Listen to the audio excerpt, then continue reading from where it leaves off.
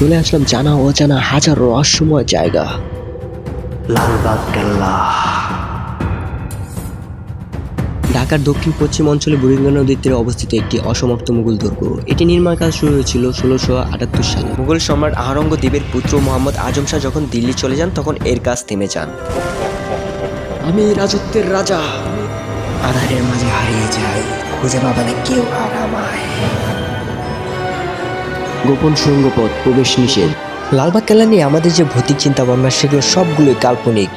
রয়েছে সুন্দর একটি হাম্মামখানা, যেটি দেখতে ভিড় জমায় হাজারো পর্যটক। এর চারিপাশে গাছগুলোও দেখতে অনেক সুন্দর। উন্মুক্ত করে দেওয়া হয়েছে দর্শনার্থীদের জন্য, কিন্তু এটি নির্দিষ্ট সময়ে যেতে হবে। রয়েছে 3 গম্বুজ, একটি সুন্দর মসজিদ যেখানে নামাজ আদায় করে অনেক মুসল্লি।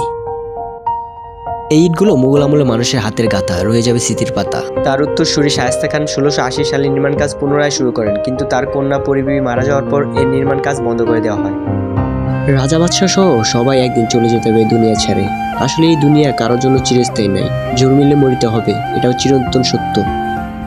ভিডিওটি সম্পূর্ণ দেখার জন্য সবাইকে অনেক অনেক ধন্যবাদ।